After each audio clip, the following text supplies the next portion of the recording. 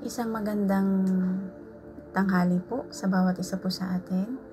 Yan, salamat po sa ating Diyos na buhay, sa patuloy na pag-iingat at gabay at pagpapala niya sa buhay ng bawat isa sa atin, na patuloy niya sa atin ipinagkakaloob ang biyaya niya. At ito po ang aking unang short video sa buwan po ng sa taon po na ito, na bagong taon is year 2025 in our life.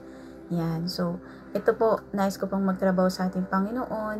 Yan. At nais ko pong ihayag sa inyo yung mensahe na ibinigay sa akin ng Lord this afternoon, na ibibigay din sa inyo. Amen. Na magbibigay sa atin ng kalakasan. Natatagpuan po ito, mga kapatid, kaibigan, sa Book of Acts or mga Gawa, chapter 16, verse 31.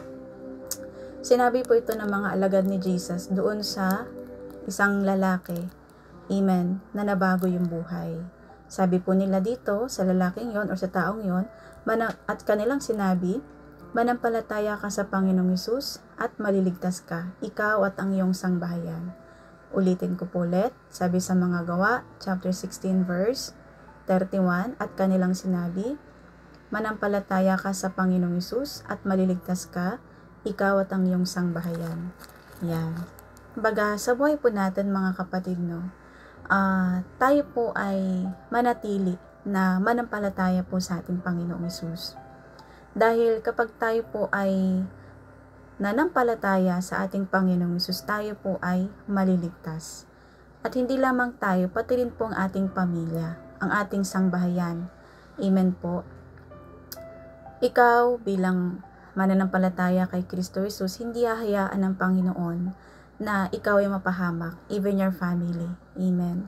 Lalo na kung ikaw ay servant ni Jesus, tagasunod ni Jesus, na nanampalataya ka sa Kanya ng buong buo, maliligtas ka. Amen. Ililigtas ka ng Panginoon sa lahat ng kapamakan, lahat ng sakuna, or even sa mga masasama, sa karamdaman. Kaya ka ni Jesus ialis, pagalingin, diba? Iligtas. At syempre, hindi lang ikaw, pati rin yung buong family mo, pati rin yung buong sangbahayan mo. Kaya, wala ka dapat ikapangamba sa pamilya mo or even sa sarili mo. Dahil, andyan ang Panginoon sa'yo. Lagi ka niyang ginagabayan. Lagi ka niyang iniingatan.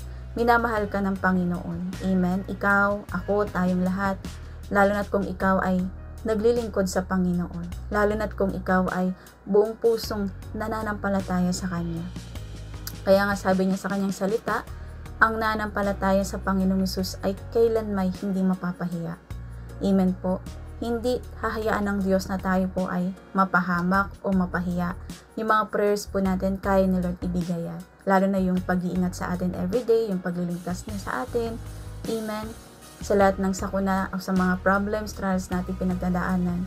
Hindi lang tayo, pati rin po sakop ang ating mga mahal sa buhay. Iingatan din ng Diyos yan sa kanilang mga ginagawa, hindi man natin sila nakakasama, katulad ko, family ko, nasa Pilipinas, panatag yung kalooban ko, isip at puso ko. Hindi ako nawaworry about my family. Why? Kasi alam ko na buhay ang Panginoon na pinaglilingkuran ko, which is si Jesus Christ and my God. Amen. Na alam ko na iingatan niya yung pamilya ko sa Pilipinas.